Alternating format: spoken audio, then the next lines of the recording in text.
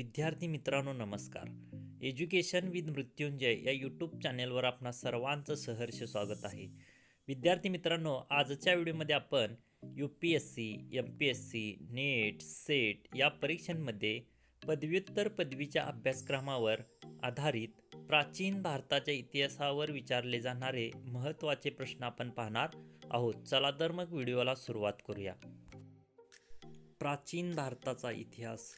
प्रश्न पहिला, Bengal Asiatic Society of बेंगॉलची स्थापना कोणी केली? तर याचं उत्तर आहे सर विल्यम जोन्स यांनी 1786 मध्ये कलकत्ता या ठिकाणी Bengal Asiatic Society of Bengal या संस्थेची स्थापना केली. प्रश्न क्रमांक 2, ब्राह्मी लिपीचा शोध कोणी लावला? तर जेम्स प्रिन्सेप यांनी ब्राह्मी लिपीचा शोध लावलेला आहे आणि त्याचबरोबर प्रथम ब्राह्मी लिपीचं वाचन जेम्स प्रिन्सेप यांनी 1837 मध्ये सुद्धा केलेलं आहे. याच्यावर असा सुद्धा प्रश्न विचारू शकतील की ब्राह्मी लिपीचे प्रथम वाचन कोणी केलं? तर जेम्स प्रिन्सेप यांनी 1837 मध्ये ब्राह्मी लिपीचं प्रथम वाचन केलं.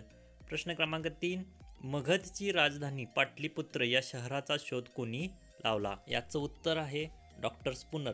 तर डॉक्टर स्पूनर यांनी मगधची राजधानी पाटलीपुत्र या शहराचा शोध लावला. प्रश्न क्रमांक 4, कलिंग शिलालेख कोणत्या भाषेत कोरले आहेत? तर कलिंगचे शिलालेख हे ब्राह्मी व खारोष्टी या 2 लिपीमध्ये कोरलेले आहेत. हे अशोकाचे शिलालेख आहेत. प्रश्न क्रमांक 5, सम्राट समुद्रगुप्ताने स्वतःच्या नाण्यावर काय कोरले होते? उत्तर आहे सम्राट समुद्रगुप्ताने स्वतःच्या नावाची बिरुदे, पदव्या तसेच हैबावती, मकरवाहिनी अक्षरे कोरली होती. आणि सम्राट समुद्रगुप्त हा वीणा वादनात अत्यंत प्रवीण सम्राट होता. प्रश्न क्रमांक 7, 1821 नाण्यांपैकी चंद्रगुप्त मौर्य यांची किती नाणी होती? म्हणजे चंद्रगुप्त मौर्यकालीनची 1821 नाणी सापडलेली आहेत. त्यातली चंद्रगुप्त मौर्य यांची 983 नाणी ही चंद्रगुप्त मौर्य एकटे यांच्या कालखंडातली सापडलेली आहेत. प्रश्न क्रमांक 8, सातवाहन घराण्याला आणखी कोणत्या नावाने ओळखले जात होते? तर सातवाहन घराण्याला आंध्र घराणे या नावाने सुद्धा ओळखले जात होते. प्रश्न क्रमांक 9, वैदिक ग्रंथाची रचना कोणत्या काळात झाली असावी? तर वैदिक ग्रंथाची रचना ही इसवी सन पूर्व 1500 ते 1000 या कालावधीत झाली असावी.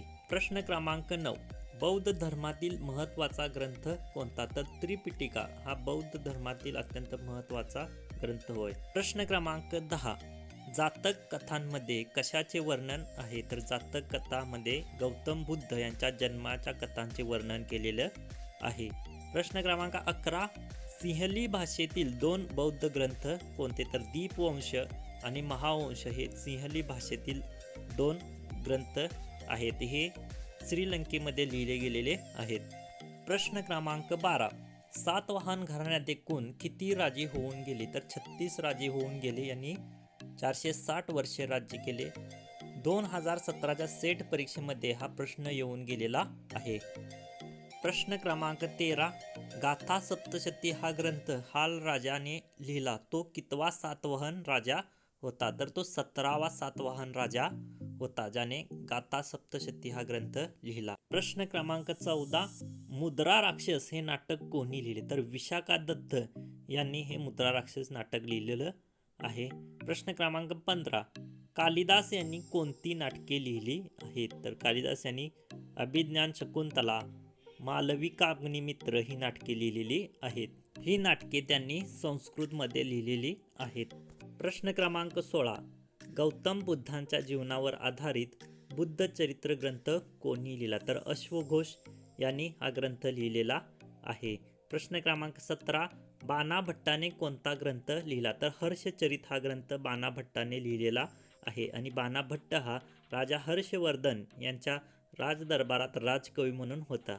प्रश्न क्रमांक 18, राजा विक्रमादित्यावर कोणी ग्रंथ लिहिला? तर बिल्हण या कवीने राजा विक्रमादित्यावर ग्रंथ लिहिला. यानंतर आपण काही महत्त्वाचे ग्रंथ व त्याचे लेखक पाहणार आहोत. तर पाणिनी यांनी अष्टाध्यायी हा ग्रंथ लिहिला. पतंजली यांनी महाभाष्य हा ग्रंथ लिहिलेला आहे. कौटिल्य म्हणजे चाणक्य यांनी अर्थशास्त्र हा ग्रंथ लिहिलेला आहे. प्रश्न क्रमांक 19, वराह मिहीर व आर्यभट्ट यांनी कोणता ग्रंथ लिहिला? तर ज्योतिषशास्त्र हा ग्रंथ या दोघांनी मिळून लिहिलेला आहे. प्रश्न क्रमांक 20. अलेक्झांडर पूर्वी भारतात कोण ग्रीक प्रवासी येऊन गेला? तर स्कायलेक्स नावाचा ग्रीक प्रवासी अलेक्झांडर पूर्वी भारतात येऊन गेलेला आहे. प्रश्न क्रमांक 21. मॅगेस्थानिसने कोणता ग्रंथ लिहिला? तर मॅगेस्थानिसने इंडिका नावाचा ग्रंथ लिहिला आणि मॅगेस्थानिस हा चंद्रगुप्त मौर्याच्या दरबारात 6 वर्षे वास्तव्यास होता. प्रश्न क्रमांक 22. फहियान या चिनी प्रवाशाने प्रवासवृत्त कोणत्या नावाने लिहिले? तर फहियान या चिनी प्रवाशाने आपलं प्रवासवृत्त फू कुओ की हे चिनी भाषेमध्ये लिहिलेलं आहे. प्रश्न क्रमांक 23. ह्युएनसंग यांनी कोणता ग्रंथ लिहिला? तर ह्युएनसंग यांनी सी यू की म्हणजे पश्चिमेकडील देशांची हकीकत हा ग्रंथ लिहिलेला आहे आणि ह्युएनसंगला यात्रेकरूंचा राजा असे सुद्धा संबोधले जाते. यावर आपणाला असा प्रश्न विचारला जाऊ शकतो की यात्रेकरूंचा राजा असं कोणाला संबोधले जाते? तर याचं उत्तर असणार आहे ह्युएनसंग. प्रश्न क्रमांक 24. भूगोल नावाचा ग्रंथ कोणी लिहिला? तर भूगोल नावाचा ग्रंथ टॉलेमी या लेखकाने लिहिलेला आहे. प्रश्न क्रमांक 25. तारनाथ या लमानाने कोणते ग्रंथ लिहिले होते? याचं उत्तर आहे तारनाथ या लमानाने कयंगूर व तयंगूर हे 2 ग्रंथ लिहिलेले होते. प्रश्न क्रमांक 26. सिलसिला उल तवारिक या ग्रंथाचा लेखक कोण? तर याचा लेखक आहे सुलेमान हा लेखक आहे. प्रश्न क्रमांक 27. मिनाज उद्दीन याने कोणता ग्रंथ लिहिला? तर तबकात ए नासिरी हा ग्रंथ मिनाज उद्दीन याने लिहिलेला आहे.